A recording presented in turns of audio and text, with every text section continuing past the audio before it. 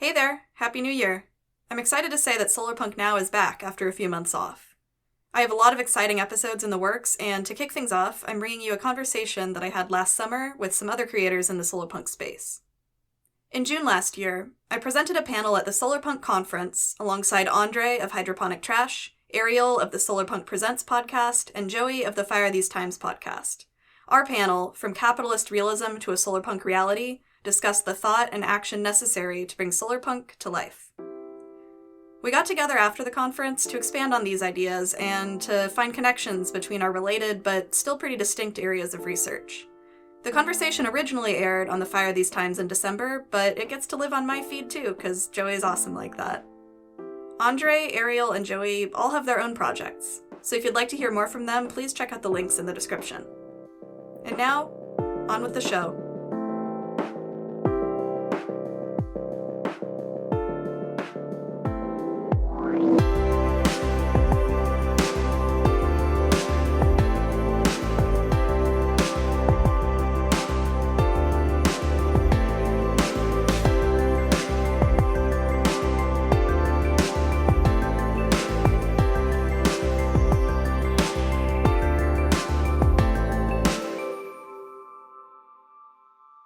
So welcome everyone to the Fire These Times. I'm your host, Joey Ayub, and today we're having kind of a special episode, which you can kind of think of as a meta episode in the sense that I've had the three guests on separately.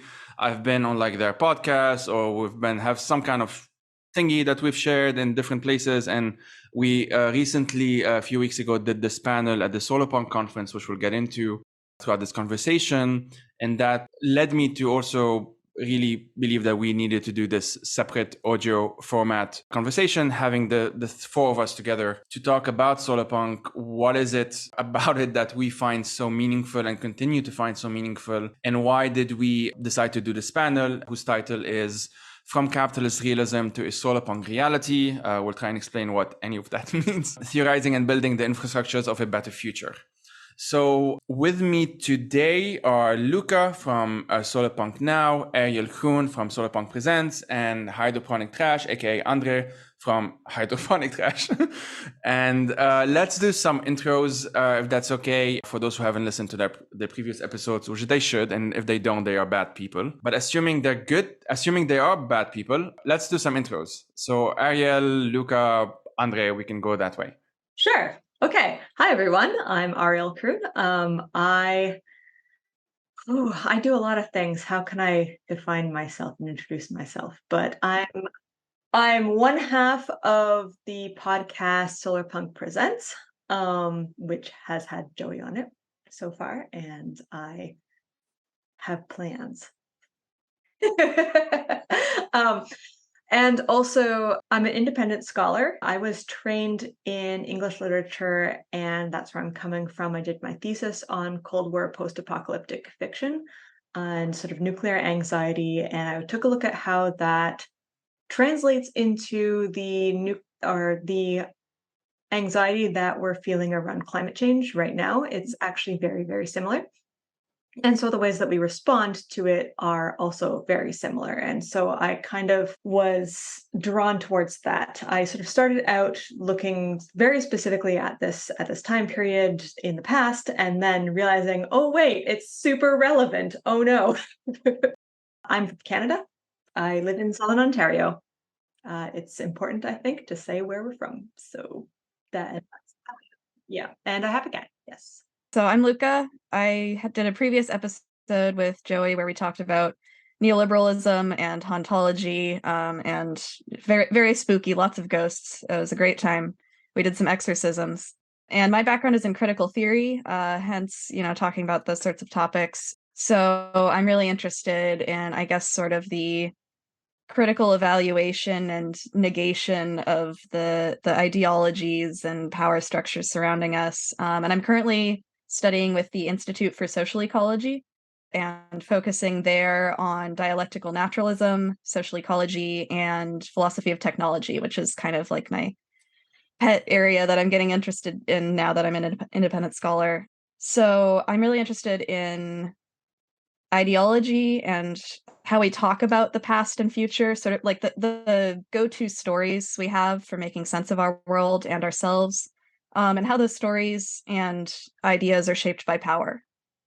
So that's what I got a chance to talk about at this panel, at this conference. And, it's a continuing theme. I've got a lot of exciting things to share in this episode, and lots of questions and ideas for future studies. So that's me. And I'm based in LA.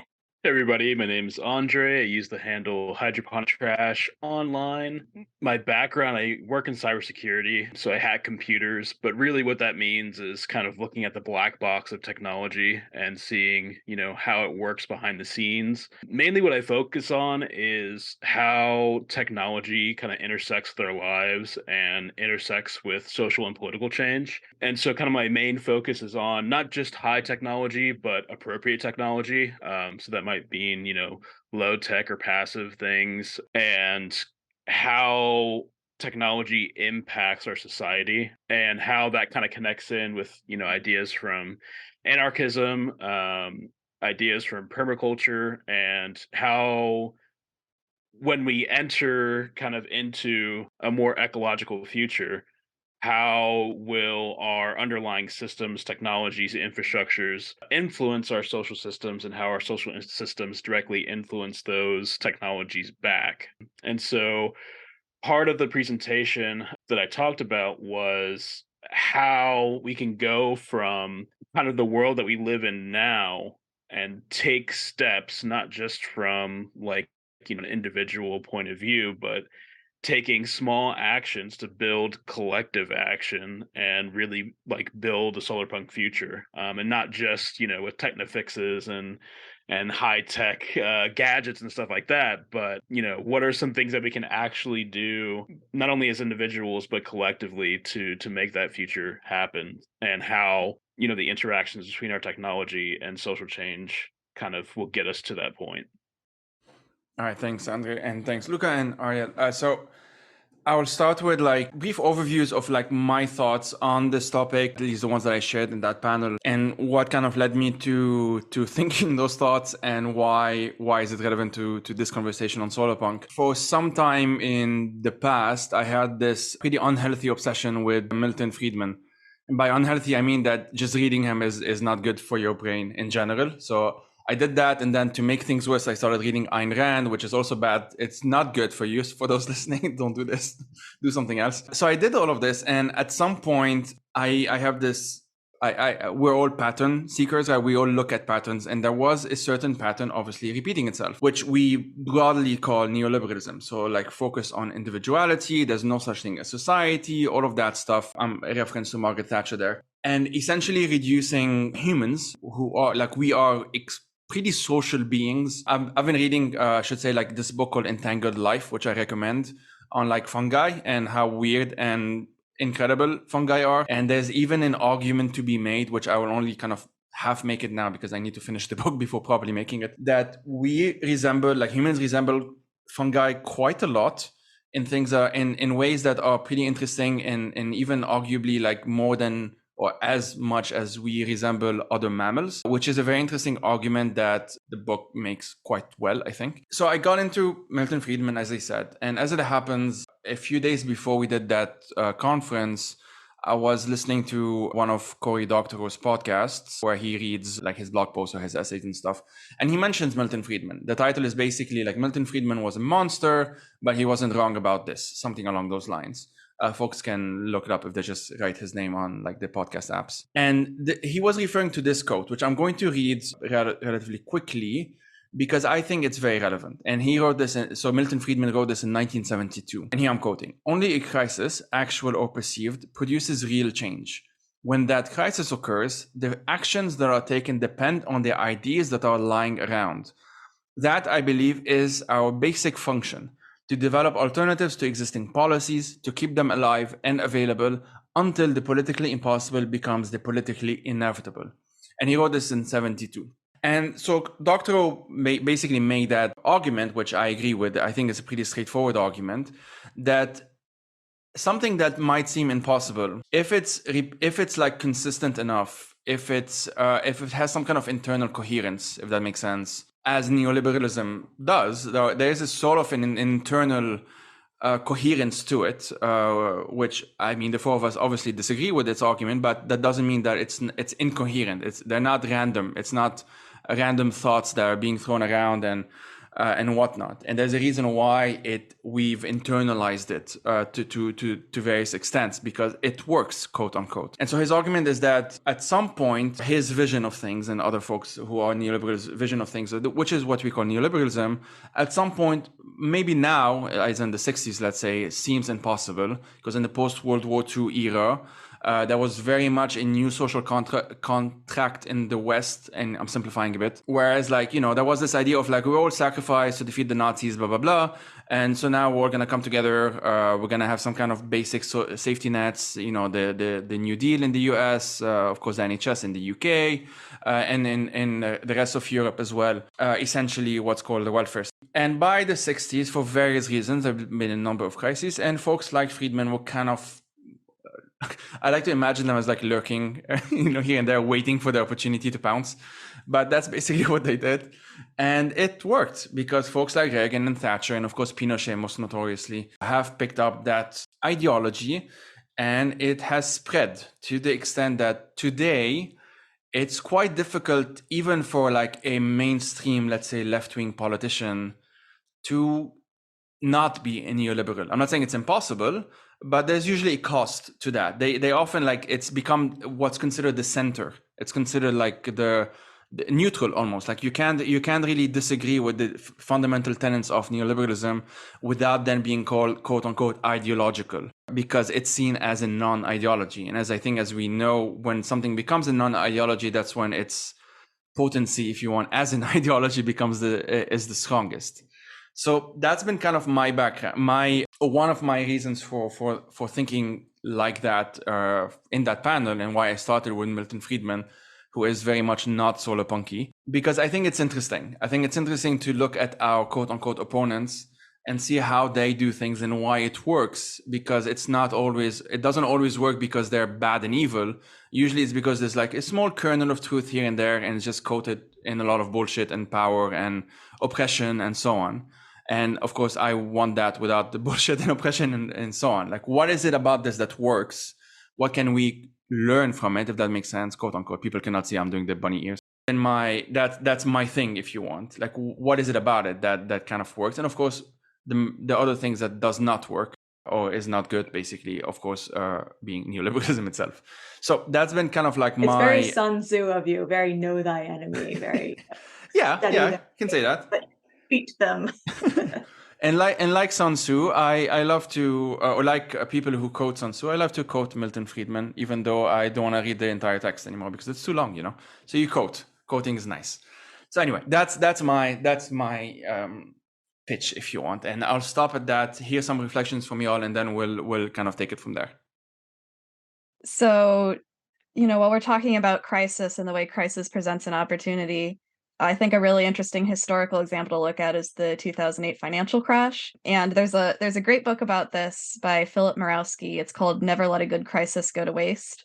And he is basically a historian of neoliberalism, probably an intellectual historian, he would be considered. So that whole book is his attempt to reason out, like, okay, here's a very obvious example where the system failed, and the way we came out of it was just doubling down on neoliberalism instead of, you know, realizing that something was wrong with it and moving to an alternative. And what could have led to, how did that lead to neoliberalism gaining more power and more traction in society when on the face of it, it seemed like a very obvious failing? And, you know, there are so many layers to it, you know, back Friedman and Hayek and other original sort of like progenitors of the theories having their ideas already out there, and people have already adopted them, and it was already like disseminated through academic departments around, you know, the world. And, you know, there's nothing inevitable about the way that neoliberalism has taken hold, but it's not like it just happened by chance either. It was a concerted effort, and I think in order to fully understand how it happened, we would need to have a perfect understanding of history, which we don't. But I do think this book is a pretty good attempt. And yeah, I mean, know thy enemy is a worthwhile pursuit, and like having some idea how you can give ideas traction and actually have them increase in significance and drive over time and become a part of history and become a driving force. Like that is a really critical thing to figure out for anyone who wants to create a new paradigm, which I think is our goal and was our goal with the very title of this panel, which is From Capitalist Realism to a Solarpunk Reality, which, you know, basically is a paradigm shift from this sort of neoliberal capitalist realist framework to a solarpunk framework. I think that title really summed up that we're trying to do, and also the conference as a whole, and pretty much everyone involved in the Solarpunk project. It seems like a big part of it is how do we make ideas real? You know, how do we create a new framework for telling stories, for understanding the world, for advancing technological and scientific progress, for working together on like a political and ethical basis. What is that ethical basis? How do we develop it? All of these questions seem very relevant, and I think studying history is always a good start. You know, we maybe don't like how history went down, but there may be some themes or trends or, you know, a better understanding of the forces at work that can be gained from looking at the growth and development of neoliberalism. There's a David Graeber quote, which I think I reference way too often. It's like on my little landing page on the internet when you look me up or whatever. But this quote is, "The ultimate hidden truth of the world is that it is something that we make and could just as easily make differently." I think that really speaks to David Graeber's project. He was an anthropologist. He was looking at, you know, either the past or the trends that already existed in the present, how things got to where we are, with the goal of pushing history forward and pushing progress forward. So I find that very relevant. Can I just quickly say what's on my landing page? So I have that Ursula Le Guin quote. We live in capitalism. Its power seems inescapable, but then so did the divine right of kings. And I mean, there is still the divine right of kings in some parts of the world, but that's no longer like the dominant hegemonic ideology. So it's just worth pondering that at the end of the day, when we do move beyond capitalism, which we will, because everything is nothing's permanent. At some point, as to quote our good friend Milton Friedman, the thing that was, I forgot the quote already, the thing that felt impossible becomes inevitable or whatever. Isn't it awful when awful people are right about some things? Unfortunately, that doesn't happen. Yeah. When you were talking, Joey, and then in your response, Luca, I was thinking a lot about Disaster Capitalism by Naomi Klein, and just the ways in which, you know, there's that crisis opening and then people pounce. And an interesting bit about crisis from my point of view, studying the nuclear Cold War crisis, was that everybody thought about it as this immediate thing that's going to happen, and it will just sort of like take 2 seconds and then be over with, kind of thing. And we're currently in a climate crisis, and we can't really recognize that as a crisis because, well, now we're starting to see a little bit more of the effects of it that are a little bit more immediate, such as typhoons, hurricanes, heat, and wildfire and stuff like that. But for the last couple of decades, it was more slower, and it was more what Rob Nixon calls the slow violence.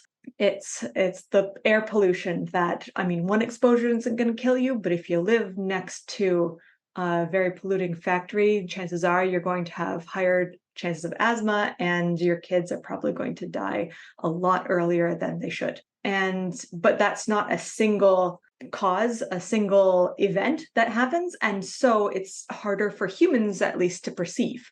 And so there's this whole argument in sort of environmentalist and eco-critical circles about slow violence and what they call fast violence, inciting people to be able to do things and saying, well, on one hand, if something is fast violence, like represented like Day After Tomorrow, people are just going to look at it and say, oh, that's science fiction, that will never happen. But then if you're prompted with slow violence, then people are like, well, that's not really a problem right now, is it? So it's sort of, you're darned if you do, darned if you don't, right? So it's an ongoing conversation, let's say.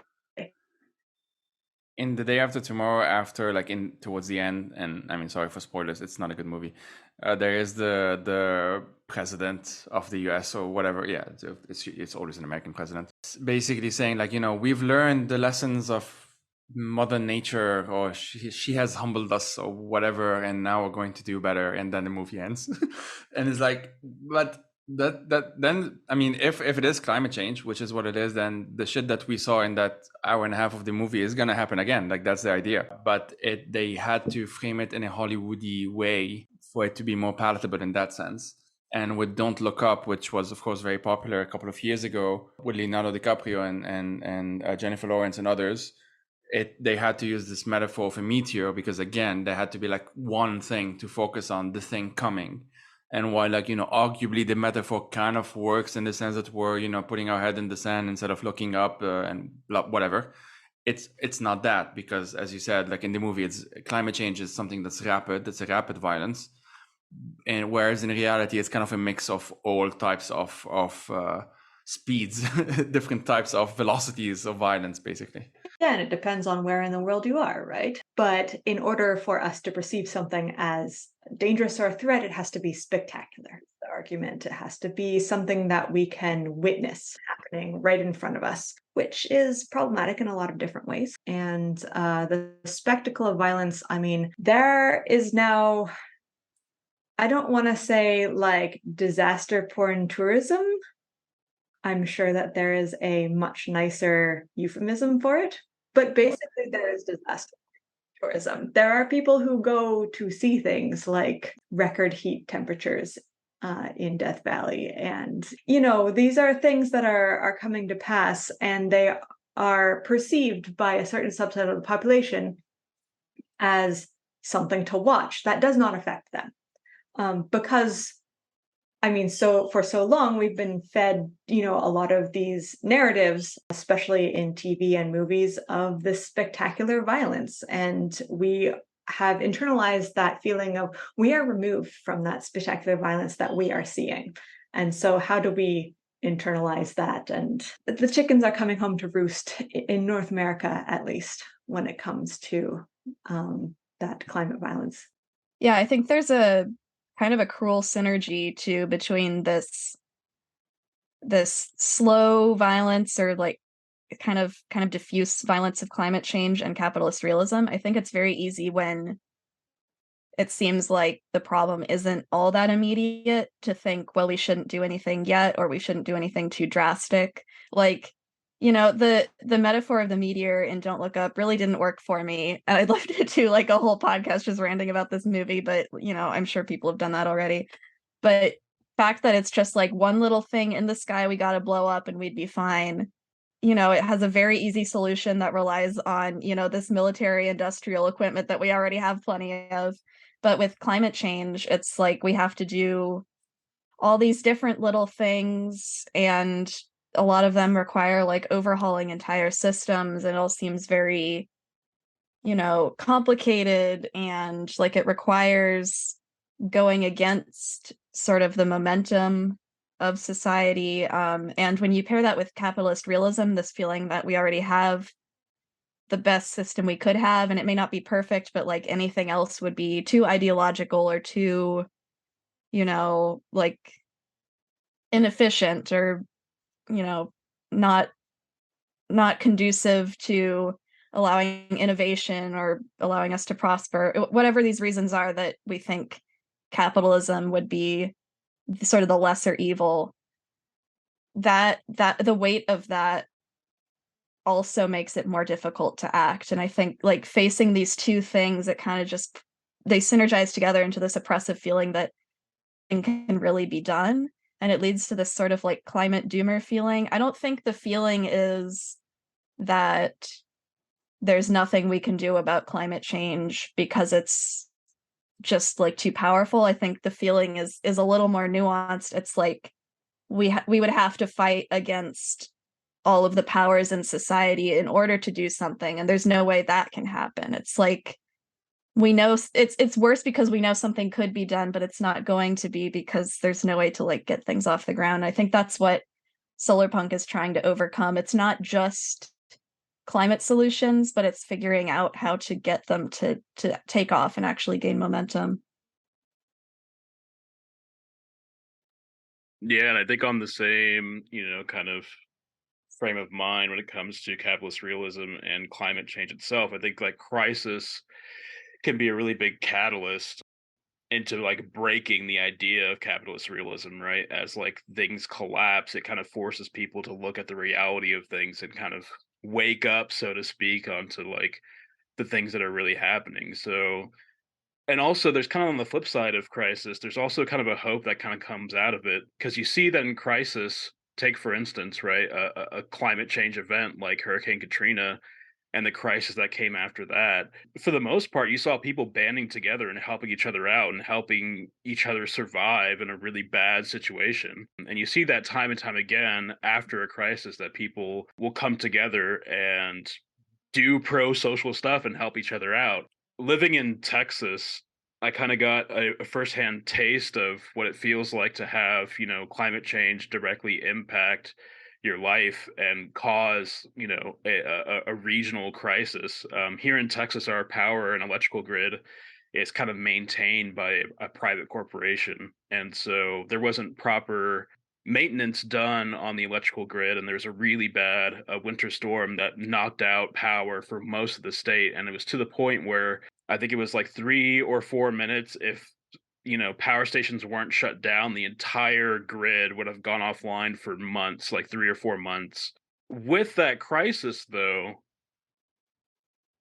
having the conversation about, something that before seemed so unrealistic, like the idea of community microgrids and the idea of collectively controlled infrastructure, like collectively controlled power grids that are, owned and maintained by the people, really seemed like a fringe belief. But it only took the electrical grid almost completely failing for people to say, oh shit, that might actually be a really viable thing that we should think about, and those ideas they weren't just floating around randomly. People were thinking about them and saying, hey, maybe we should think about, how climate change is going to impact the infrastructure of our lives, and different ways that we can look at things, different ways we can organize ourselves, organize society, organize the way that we do things, to where when the next crisis comes, we won't have the same problems as we did before underneath, a neoliberal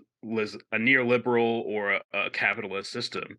And so, crisis really brought out ideas that at one point would seem impossible, would seem like, what are you talking about? But now when I talk to people, especially here, about, the power grid, it's easy to say like, oh, what if we had community control of the power grid? What if, we generated power locally to where these situations wouldn't happen again? And so it's interesting how like those ideas, I'd say even a couple of years ago, especially here in a really conservative state like Texas, now I can have conversation with somebody about, you know, um, microgrids, stuff like that, and people are really on board with it. Okay, let me put it this way. I think it's interesting to contrast, and here kind of going back to the title of like from capitalist realism to Solarpunk reality, because we're also acknowledging that a capitalist realism is an ism, right? Like it's something that is an ideology effectively. And I mean, for those who don't know, the episode I did with Luca, I think is the one that we got into this specifically the most. But very briefly, and this is probably a bad summary, but like capitalist realism is this idea that that there is no other alternative, essentially, and because it's not seen as an ideology, it is in many ways the most ideological. It's that whole like hegemonic thinking of harking back to Gramsci and stuff, but what is it about, and this is more of a broad question, so feel free to kind of take it in whichever direction you want, but what is it specifically about Solarpunk that you think, like the three of you think, and maybe I'll try and answer it myself after, makes it most I don't know, effective, if you see what I mean, at undoing capitalist realism, as like answering, as being as a response to capitalist realism, and in the hope that eventually we go beyond it. Yeah, I think at least when it comes to like the speculative aspect of Solarpunk, it at least gives people a new way of looking at the world. And I think that not just from like, a science fiction angle of things, but like bringing that speculative idea into reality is kind of what most people who are interested in solar punk are really trying to do.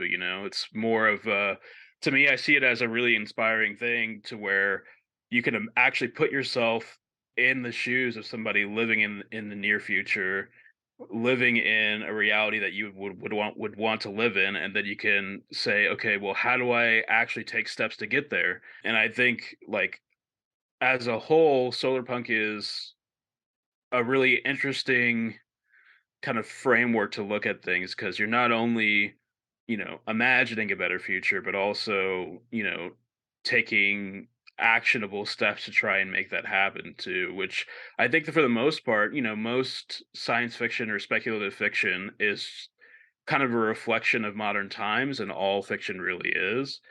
But I think Solarpunk specifically is kind of more geared towards, or closer to, maybe like utopian socialism, of kind of imagining what the world could be, and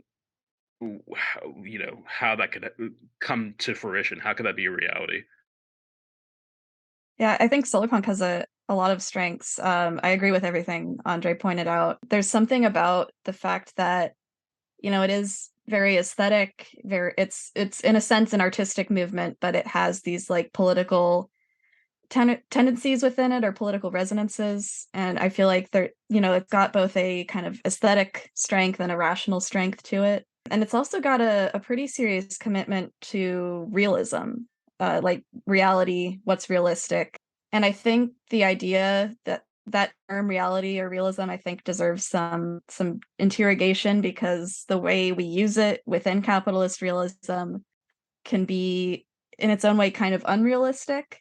It's hard to, I'm using the term real in all these different senses. But there's a sort of distinction that I found really helpful in Kaya Heller's book, The Ecology of Everyday Life, which I also cited back in my conference presentation. She makes the distinction between rationalization and rationality to explain different relationships that an idea can have to reality. It can have this rationalizing.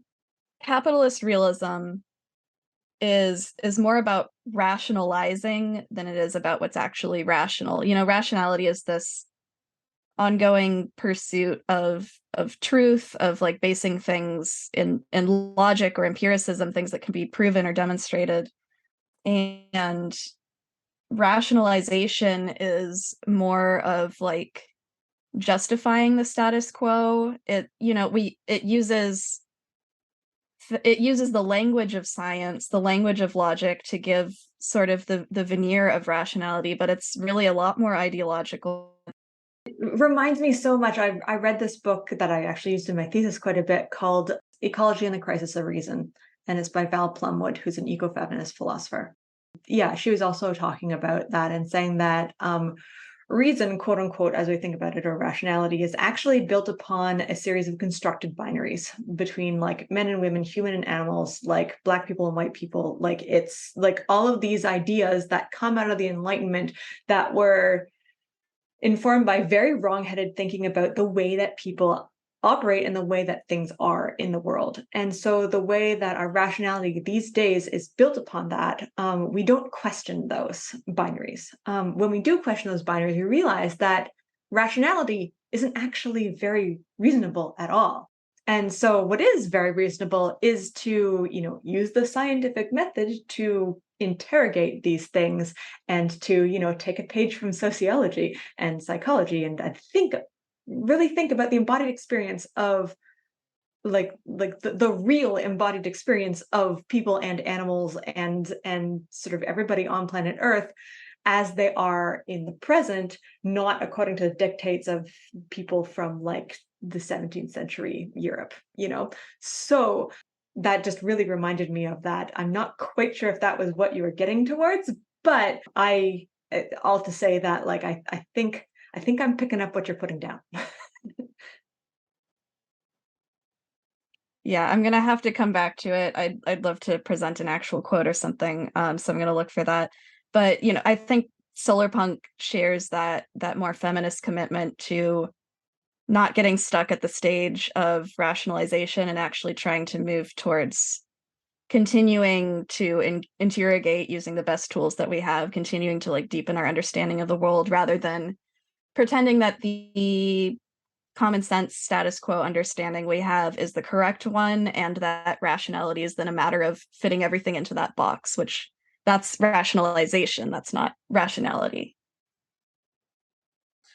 I don't remember which language she was mentioning. Could be like her language, which is the Potawatomi.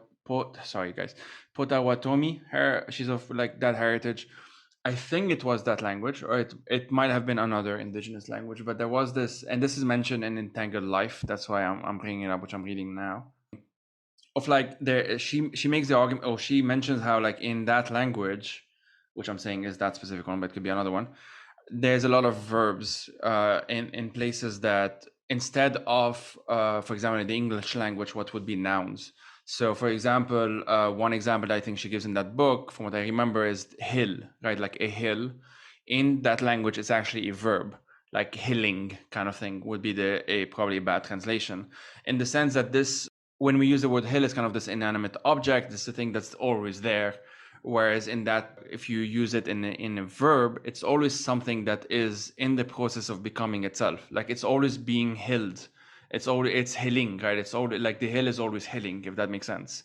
And then you can say, I guess, like a mountain is always mountaining and a river is always rivering and whatnot. And it sounds a bit clunky in English because we have to make like that extra effort in the English language, but our languages, including that one, that are already like kind of embedded within it. And that for me at least shows that if there are more than one ways of conceptualizing this very same thing, then its thingness is something to be questioned, in the sense of like not to be taken for granted as something that's inanimate. And as you said, like Ariel especially, and Luca as well, the categorization of like humans as being humans, and then of course you have by contrast pretty much everything else, non-humans, animals, mammals, birds, all of that. It's something that's very interesting because, Ariel, you just mentioned in the chat, like it essentially means that there is a subject and there's an object. And especially like in English, like dogs, for example, for the most of the time we call them it. And the it is also the same it for an inanimate object. Now, those of us who have pets, usually I say he or she, for example, in which case even that is it's a human, like I'm just humaning, I'm using my own framework to just kind of simplify things. And that's just because we have this need, or at least it's currently most of us have this need to have a sort of I struggle to say binary, but at least a way of having categories. And for good or for better or worse, probably for worse, this is how it's been kind of functioning for a while now.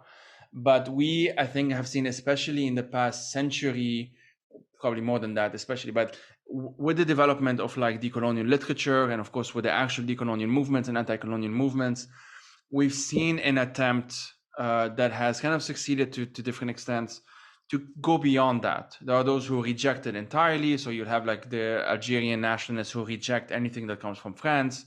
You will have those that try and go beyond it, essentially saying like, we're neither this nor that, but we're something completely different. And there's this negotiation in some sense, at least there was back in the 60s and 70s, now a bit less so, of what does it mean to be X.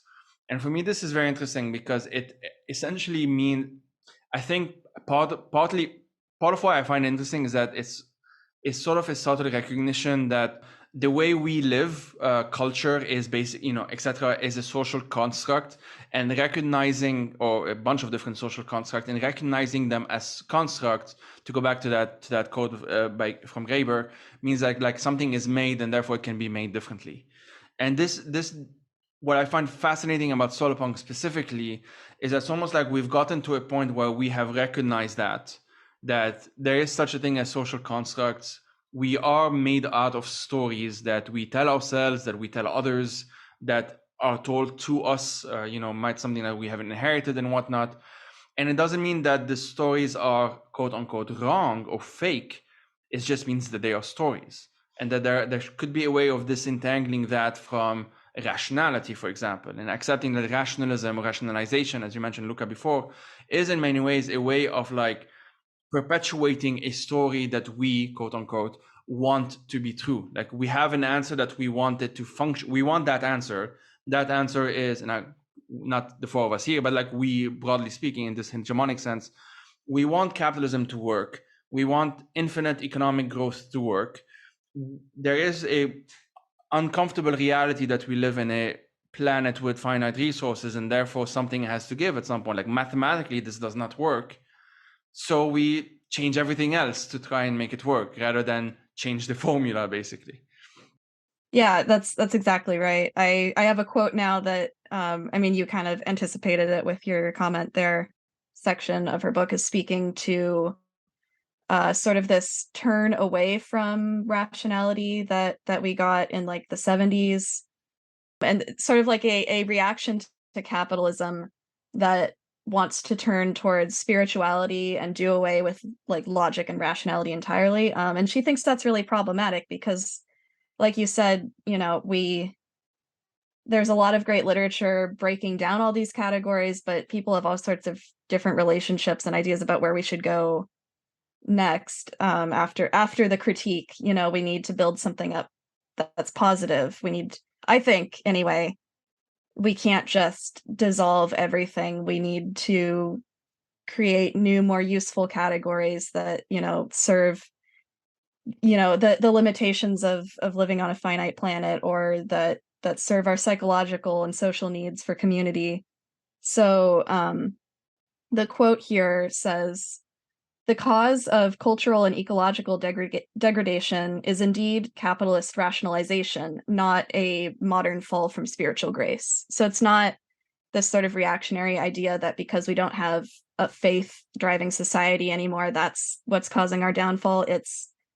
It's capitalist logic itself that is, we're trying to fit everything into the capitalist story, trying to make work at the expense of actually continuing to develop newer and more useful ideas. And she continues, "If capitalism is a set of social relationships based on exploitation, regularization, alienation, and commodification, then the antidote to capitalist rationalization is a new relationality." So we're not just doing away with these relationships, we're building up a better sense of what relationships can be. We're building empathetic, sensual, and rational ways of relating to each other, which I think really nicely ties into the feminist theory that Ariel was bringing to our conference panel, and also the ideas that Andre was developing with the story that closed out the panel. If either of you would like to talk about the new Solarpunk relationality, I think that's really a strength of Solarpunk too, that it's not just committed to continuing to develop like scientific, technological development and thinking. It's also committed to the social and the human and making sure that these things are working together. It's rational in this deeper, more feminist sense that I think is a great strength of feminist literature in the last couple decades. With my presentation at the Solarpunk Conference, I kind of started out with Cruel Optimism, which is a book by Lauren Berlant, and was pretty instrumental in my turn towards Solarpunk, because Cruel Optimism is kind of all about what happens when reality doesn't actually live up to capitalist realism, which she doesn't really put it in those terms.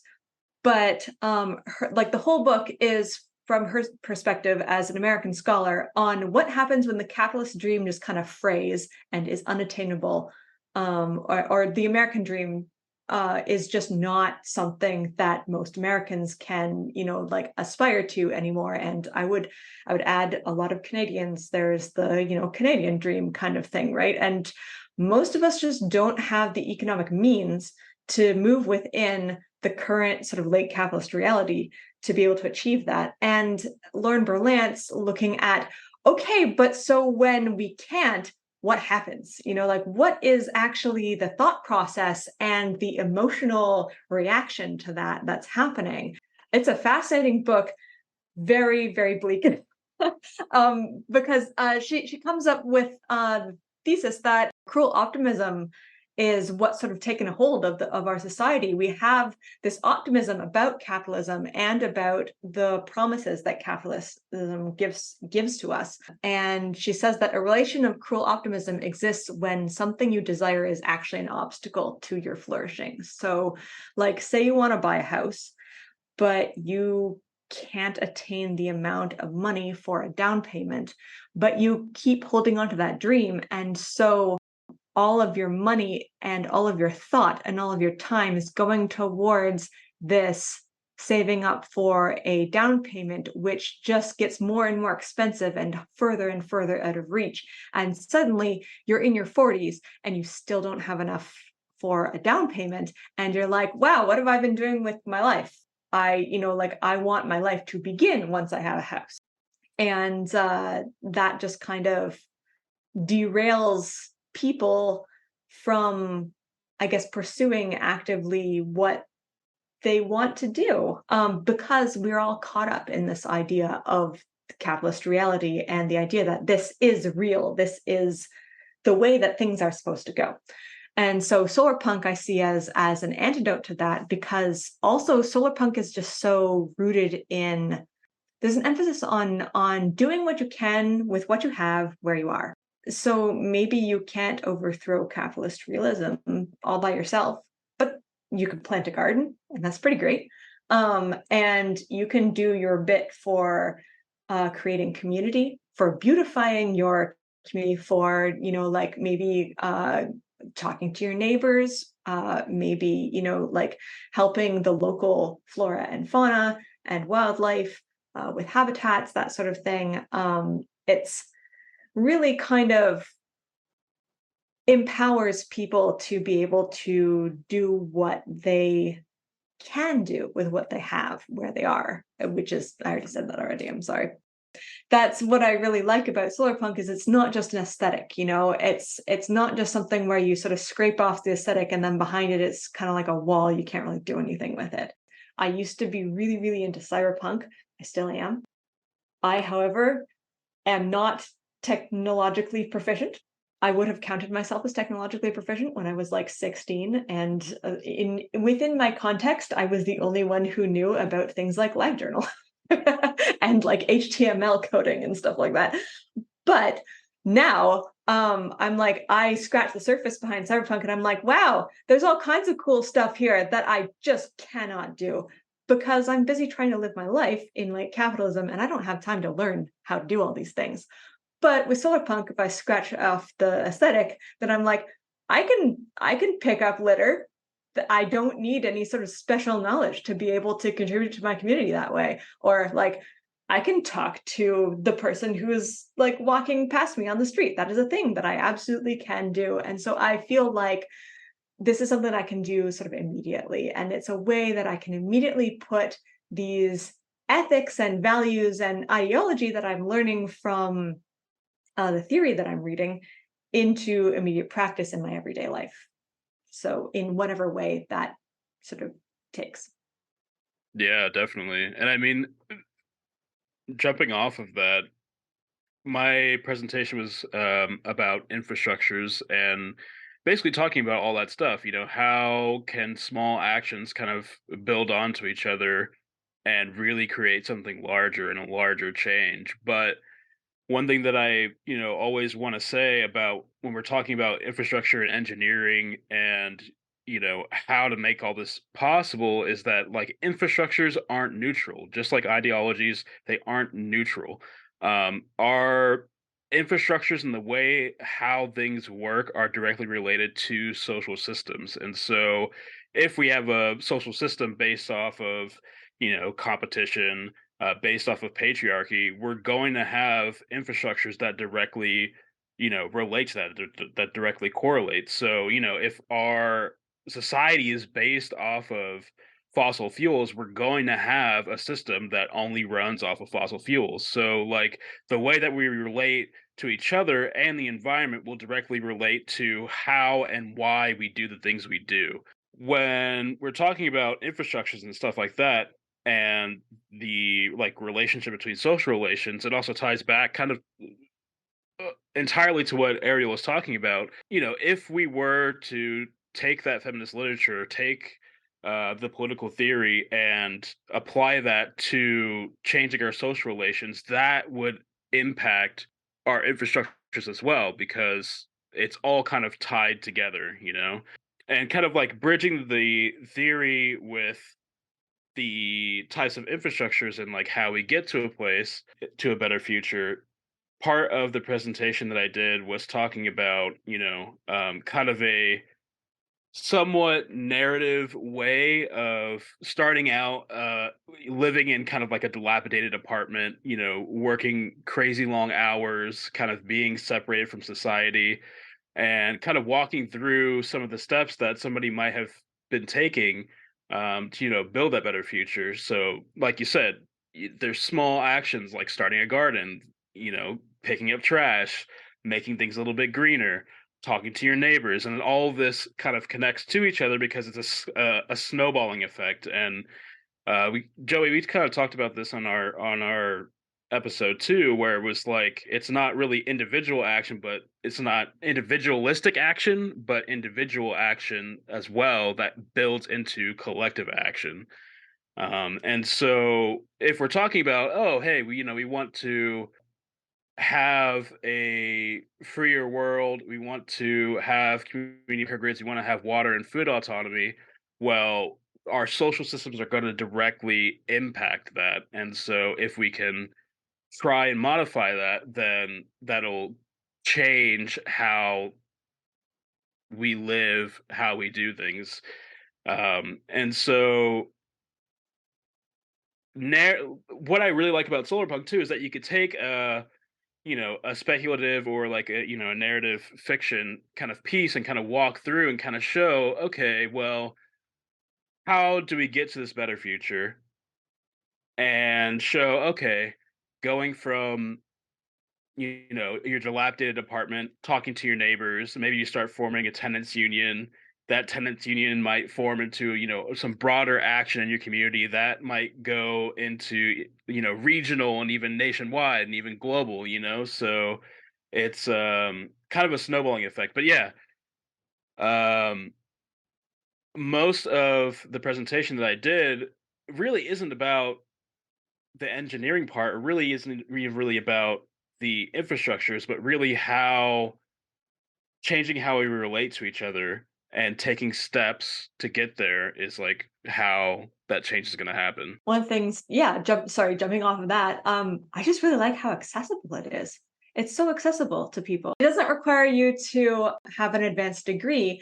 Solarpunk is something that allows you to create change where you are, as I said, but it all doesn't look exactly the same. Like Solarpunk for Andre in Texas is going to look very different than for Solarpunk for Joey in Switzerland, for Solarpunk for me in Canada, for Solarpunk for Luca in LA.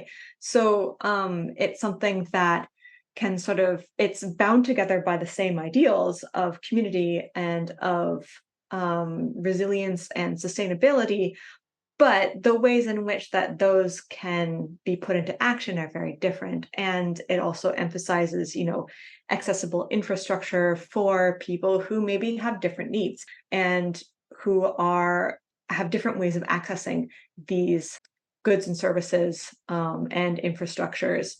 I mean, thinking about things like just can somebody in a wheelchair use this? Can somebody in a wheelchair or who uses crutches, can they access this garden? What if they really want to help with weeding? What does that look like? Like how can the community come together to make it so that that can happen? Solarpunk is really open to that, I've found.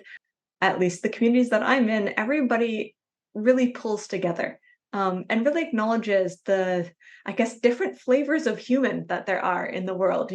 One of the things about capitalist realism is that it doesn't acknowledge that people are different. It doesn't acknowledge that people are located in different places. It doesn't acknowledge that people have different ways of relating to each other. Whereas Solarpunk does. And Solarpunk not only acknowledges that, but celebrates it. And kind of opens your mind to being able to create those relationships maybe differently than capitalist realism would have you think that there's only one way to do it. Jumping off that a bit, you mentioned, I think it was Andre, you mentioned like technology not being neutral and anything. I found this is one of the, I don't know if it's the easiest, but it's definitely one of the easier ways of talking to people about things that otherwise, like talking about capitalism, things that are otherwise maybe too abstract. Most people who think about capitalism are not huge fans of it. There's a reason why like capitalists don't call themselves capitalists for the most part.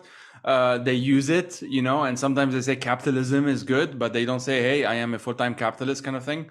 Although you have the venture capitalists, which is its own thing, obviously.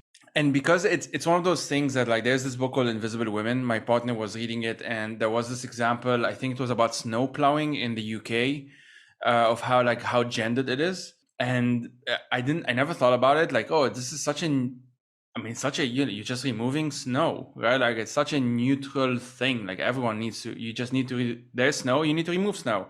It sounds like basic in that sense, but actually like which neighborhoods get their snow plowed first. And there is this, if you are a care worker, for example, you may not be seen as a priority because you're largely working indoors. And so you don't need to go to the office, let's say, stuff like that. And it ends up really becoming, it's a compounding effect is what I was looking for. And this for me, when kind of something clicked, if you want, when like that example and another example I was thinking about make me think about the world we live in. Again, going back to the Graeber Code, like it's something that has been made. It's been made in a certain way. Some of the ways it's been made seems good, whatever, cool. We reached optimum whatever on that specific thing, but other ways it's been made is not as good, clearly.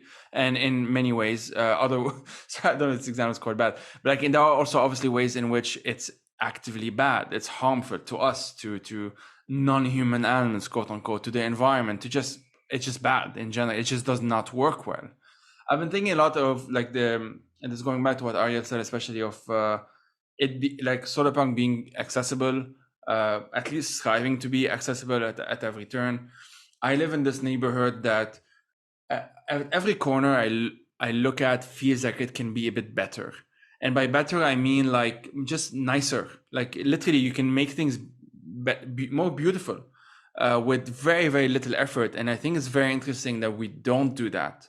I.e. that it's almost like not seen as worth it in some sense, because again, going back to this internalized neoliberalism, like everything has to have some kind of function, has to have some kind of role in the endless whatever religion of productivity or whatever.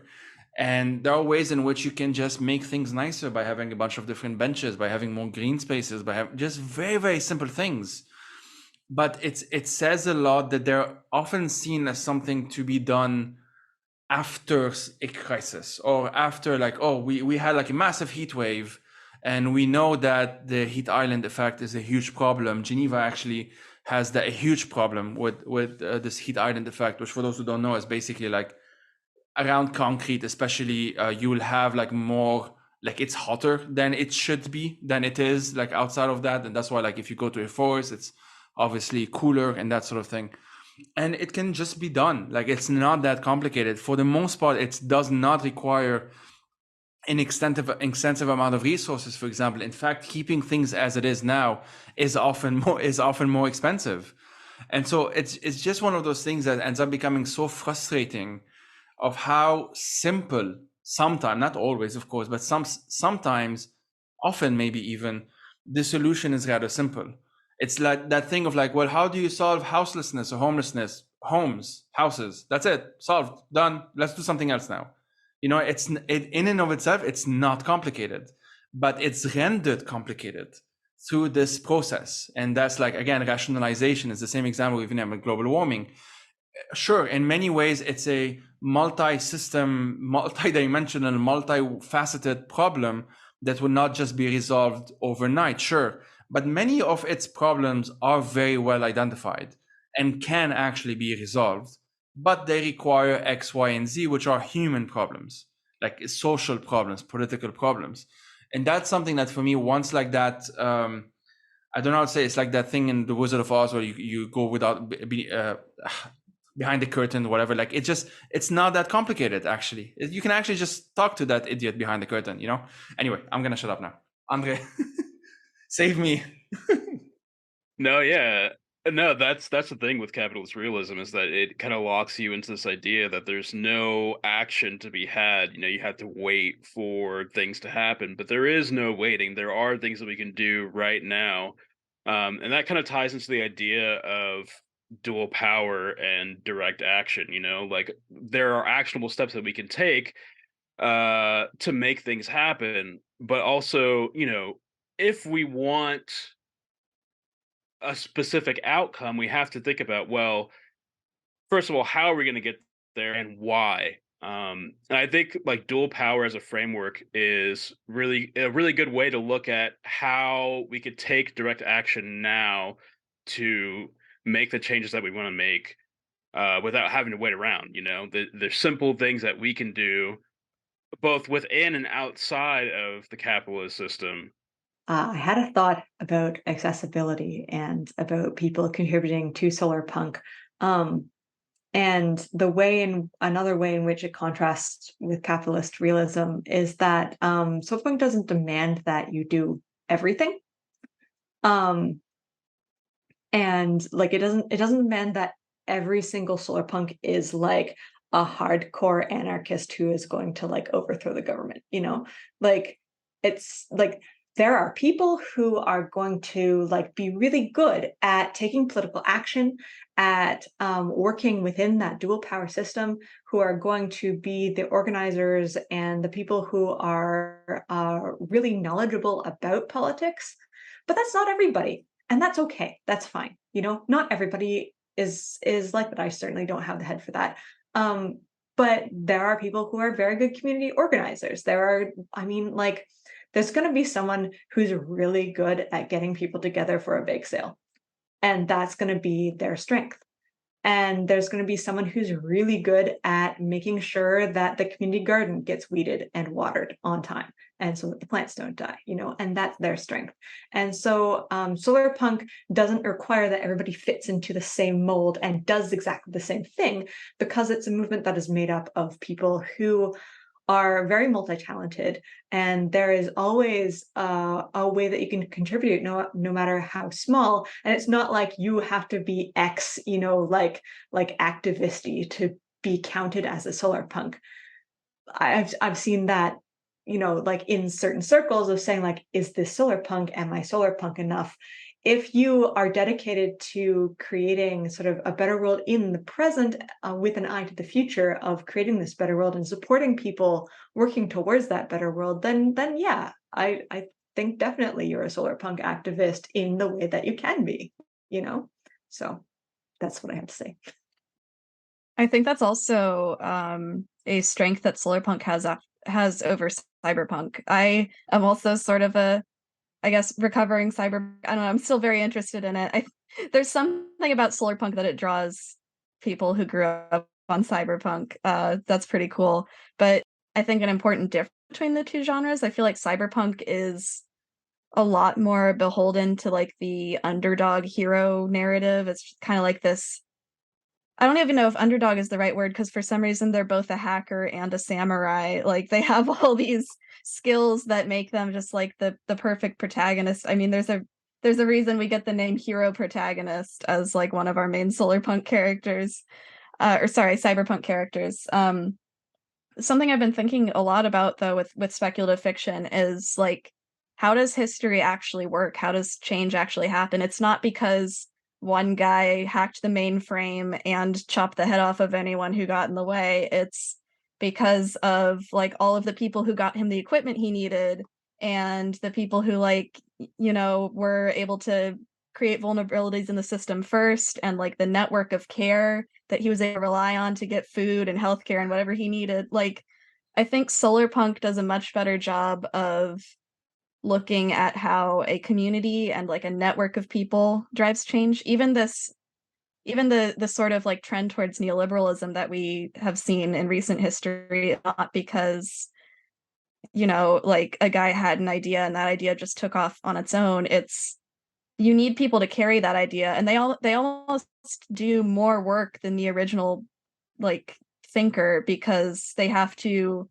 understand it, they have to believe it, and then they have to carry it with them. So it needs to disseminate throughout society. In neoliberalism's case, like into our like economics departments is a big place for it, and like business schools.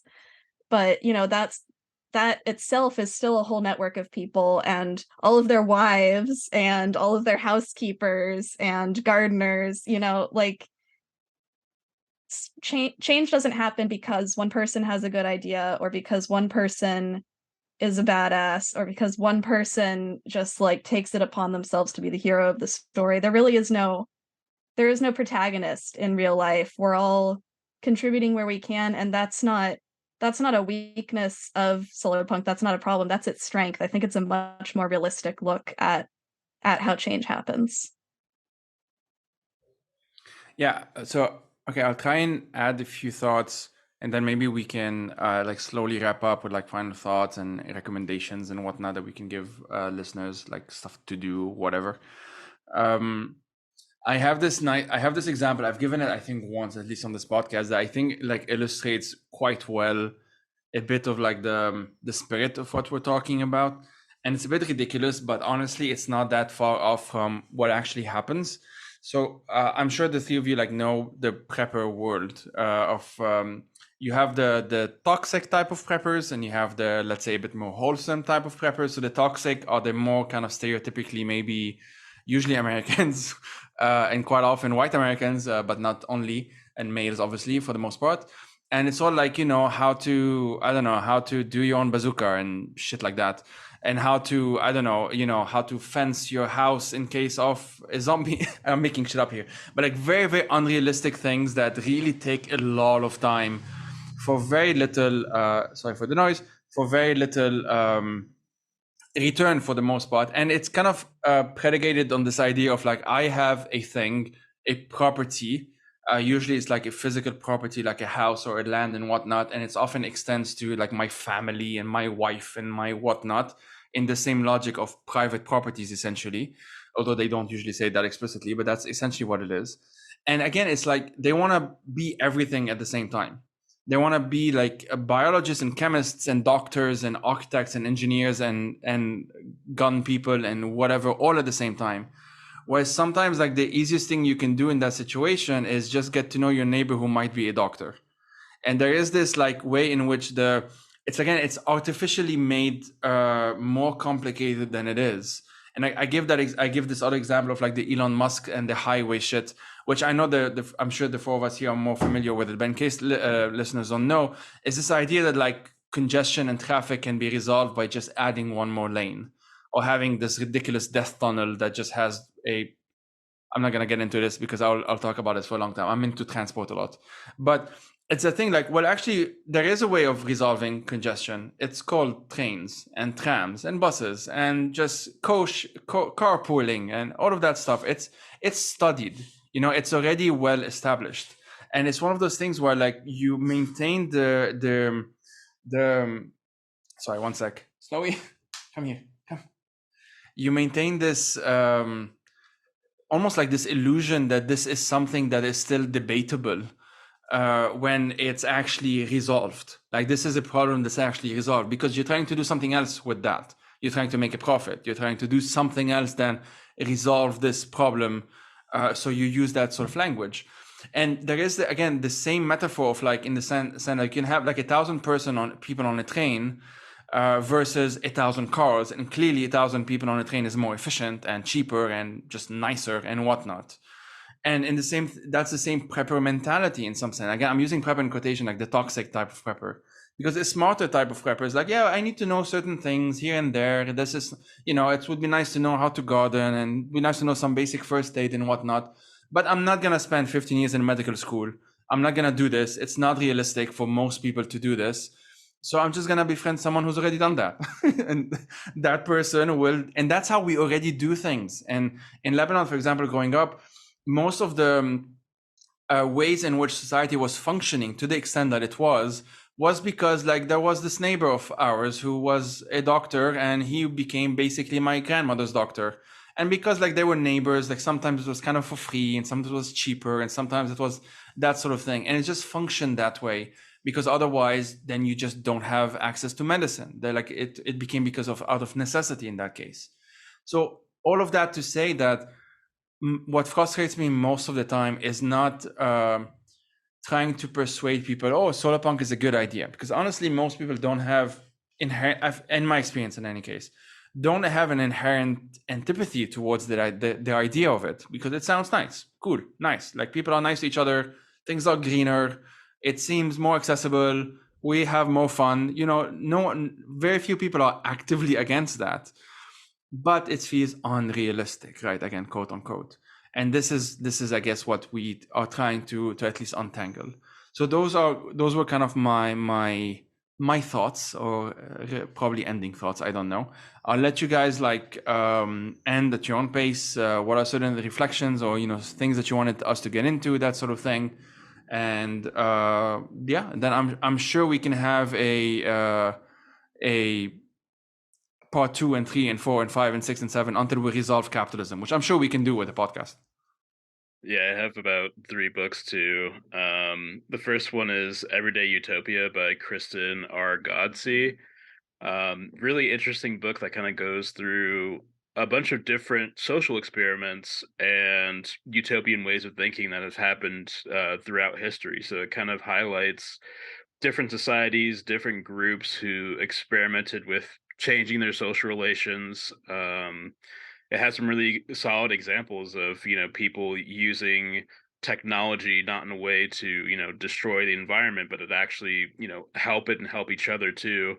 And it just goes to show that like the alternatives are out there, and there are people who are thinking about how can we live differently and succeed, and it has some really amazing success stories of communities forming and really building these alternatives up. So it's a really great book to just kind of show that what's deemed realistic isn't really realistic, and the things that are thought of as just kind of, oh, that'd be nice, are an actual reality and have actually worked both past and present. The second book is I Want a Better Catastrophe by Andrew Boyd. And it kind of goes through talking about climate change, climate grief, and it starts to touch on, as climate change gets worse, is there any hope? And in the book, he says, yes, there is hope. And I think that's what Solarpunk is all about, is saying, we're facing some pretty insane challenges in the future, but, there is hope with each other that, we can change the way that we do things and, help, not only help the environment, but help regenerate the environment as well. And the third book I have is fictional. I think Joey, on our last podcast episode, I recommended it. I'm going to recommend it again because I love this book. It's Walk Away by Cory Doctorow. And it's another book talking, speculative fiction book talking about a future where people kind of use dual power system. There's kind of a hyper capitalist cyberpunk dystopia happening, and on the outskirts of that society is kind of an interesting more egalitarian, free sharing society that's kind of living on the edges, and they're called, walkaways, because they walked away from society to build their own society. And so it kind of touches on some ideas of dual power, technology, um, people building alternatives, and making it happen. So those are kind of my main three. I've been thinking a lot about the stories we tell about history, the stories we tell about the past and the present. That's my interest in like protagonists and how ideas transmit through society. So two books that I'd recommend for digging into that. Two very different books. The first one is Bruno Latour's The Pasteurization of France. If you don't know Bruno Latour, or if you haven't read him, you may know his reputation as being kind of dense and unapproachable French philosopher. But this book is rather accessible, at least so far. I'm still reading it, and it's an interesting exploration of how we talk about scientific revolutions, and it actually ties into how we talk about society and history in general. So the pasteurization of France is obviously centered around Pasteur and his, discoveries of bacteria and how that gets taken up by the hygienists who want to figure out how to like stop the transmission of disease. And it's a really interesting journey through like all of the different actors that are involved in making a societal transformation. And it's a case that's very clear cut, where there's a very obvious like transition in society that improves things, but it doesn't make sense to credit it to this one guy, Pasteur. It's not like he single-handedly, stopped the transmission of disease in French cities. It was thousands of people, maybe even the whole of society, and also, factoring in the microorganisms. And it's sort of it's a pretty concrete example for actor network theory, which is a theory Latour developed along with some other thinkers. That's a way of understanding technology as it's embedded in society. So again, I would really recommend that for understanding scientific revolutions and history, and just sort of how ideas are transmitted, what gives them power, how they can actually change the world. And then on the fiction side of things, I wanted to recommend the Terra Ignota series by Ada Palmer. It's a very dense, involved exploration of, I guess, you can call it a lot of different things. You can call it a political drama. You can call it speculative fiction.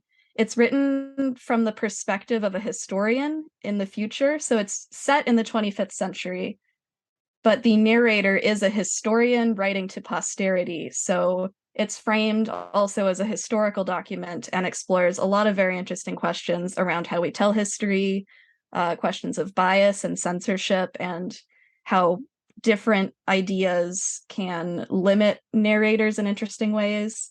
Very innovative. It does a lot of interesting things with the form of the novel. And I'm obsessed with it, and I would love if the fandom was bigger. Please join us. And then my third recommendation is completely out there, different from the other two, but it's just a neat podcast about trees. If you want to learn more about trees, I recommend Completely Arbitrary. That's ARBOR. It's mostly US based. They mostly talk about trees in Portland, where they're based, and also just kind of across the continent. But I think these trees are found elsewhere too. They might have episodes on others. I think they did one on the baobab tree most recently. But it's just a very good podcast. Every episode is a different tree. When you start listening and like you go on a hike, you'll be telling your friends about all the different trees and how you're able to identify them. Very cool experience. It sort of changed my perspective. And I notice trees in a way I did not before. I'm not going to recommend any of the books that I quote in my presentation, because I feel like that's a recommendation enough. I did mention the Val Plumwood's book, Environmental Culture, The Ecological Crisis of Reason. This honestly sort of changed the direction of my research almost. Just she's she was an Australian ecofeminist philosopher. And she really interrogates the way that reason has sort of come, and rationality has come to be defined within Western society through a feminist lens. And the ways in which we're sort of trapped in these binary methods of thought that we don't even think we are. But they're sort of like these subconscious underlying structures that we have. And it's really helpful to be able to sort of analyze those and say, oh, wait, there is a different, better way. I would also recommend Stacy Alimo's Bodily Natures, Science, Environment, and the Material Self. Stacy Alimo is also pretty fundamental to my way of thinking. Joey, I was thinking about her theories of transcorporeality when you were talking about the fungi book that you were reading. And because one of her main theses is we are connected to our environment in so many different ways, like the ways that we are colonized by different bacteria, the ways in which our skin is basically a porous membrane between ourselves and the air and the dirt and the water that is around us, and thus the beings in that water. And I would really recommend a good reading of it, because she again kind of blew my mind. And she has some other books which are also fantastic, but I would really recommend this one. And my last recommendation is actually, it's not a book, it's an Instagram account, The Black Forager, Alexis Nicole. She's located in Ohio, and I have learned so much from her reels. Oh my goodness. So I think one of the latest she did was talking about making mayapple pudding. And I did not know what mayapples were, or that they were indigenous to my bioregion, or that you could actually eat the fruit of them. Every other part of the plant is toxic, but the fruit is edible. And that was amazing and made my day. She also does videos like how to eat young cattails like corn on the cob, or how to make rose water at home, and like all kinds of fun stuff. And I mean, maybe I find it very pertinent because she's she's a little bit more south than I am, but she's in the same bioregion. And so a lot of the plants that she talks about are actually, I can find them in my backyard or on the trails around here. But I think a lot of what she has to say is very transferable to sort of wherever you're located. Yeah, I would highly recommend checking her out. She's at The Black Forager, I believe, on Instagram. I'll link her down below. So yeah. Awesome. I already followed her. I have, I think, 3 books I will recommend. I've been doing this thing because I like cheating. So there's Entangled Life, the book I mentioned before. It's by Merlin Sheldrake. I only just started reading it. I was actually led to it by a podcast I follow called, I think it's called General Intellectual Unit, something like that. I will find it and put it in the description. But they read different books, and so they've been reading Entangled Life, and some of the stuff that they've been talking about has been so fascinating that I had to get it. And it's fascinating. The subtitle is like How Fungi Make Our World, Change Our Minds, and Shape Our Futures. And it's one of those like all-encompassing subtitles, but it really the argument that that person is making are pretty good. Like they're actually pretty backed by like pretty good research and stuff. So that's the first one. The second one is Orwell's Roses by Rebecca Solnit. I read this a few months ago, and I'm a huge fan of Solnit's work anyway. But Orwell's Roses, I had this fascination with Orwell for a long time. And I did not know, I only learned through that book, that he was a huge gardener. He was really into gardening, and he had a special relationship with a bunch of different roses, and hence the title. And it was actually a pretty formative part of his own politics. And he talks about once you read that book, and I don't know if you're into Orwell, but then if you reread some of the novels, you see how much floral metaphors he actually uses, which I never paid attention to before. And it's because of that. I mean, he was just really into it. And the last book is, I'm just finishing it now. It's called Pirate Enlightenment by Graeber. It's one of those posthumous books. So it's called Pirate Enlightenment or The Real Libertalia.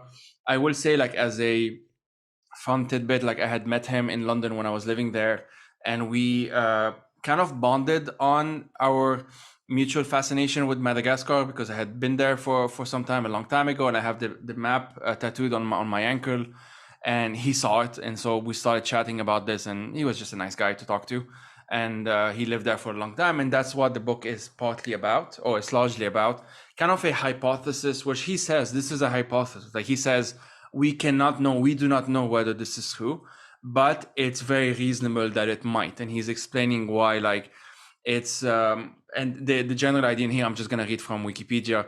He argues that Ratsimilaho, who was this probably half Malagasy, half English person, we don't exactly know for sure, who lived in Madagascar. He was the ancestor, as it's called, as they're mentioned today, of the Zana Malata Malagasy ethnic group, and they see themselves as descendant of a pirate, this guy, who oversaw a period of democracy and peace as a precursor to the Age of Enlightenment. And here I'm reading from the description on Wikipedia.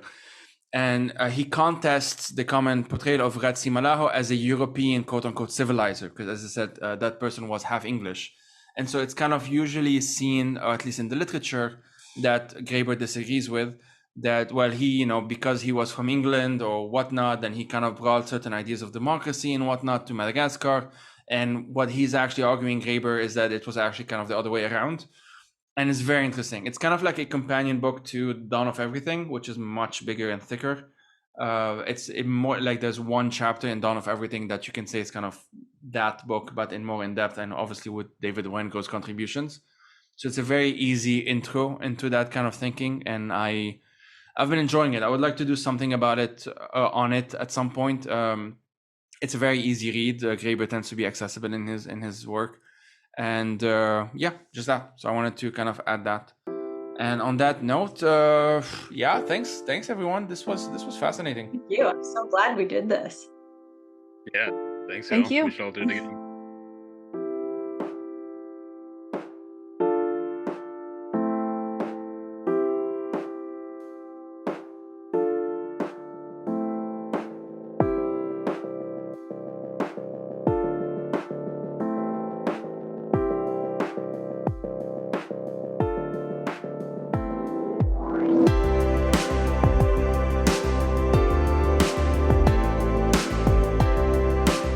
Solarpunk Now is written, hosted, and produced by me, Luca Dowell. The Solarpunk theme song is by Red Keener on SoundCloud. This episode originally aired on the Fire These Times podcast in December, hosted by Joey Ayub. Also joining us were Ariel of the Solarpunk Presents Podcast and Andre of HydroponicTrash. You can find links to all their projects in the description. You can follow me on Twitter at SolarpunkCast, Mastodon at SolarpunkCast at spore.social, or visit solarpunkcast.net for all episodes, including show notes. You can also visit solarpunkcast.net to donate to the show. Running a podcast takes time and money, and I do all of this myself, so your support is greatly appreciated. That's solarpunkcast.net, link in description. And remember, the realization of any vision requires action. I strongly encourage you to get involved with local organizations whose goals align with the brighter future you want to see. Analysis is important, but we have to back it up with practice. Keep dreaming big, and keep up the good work. Happy New Year, everybody.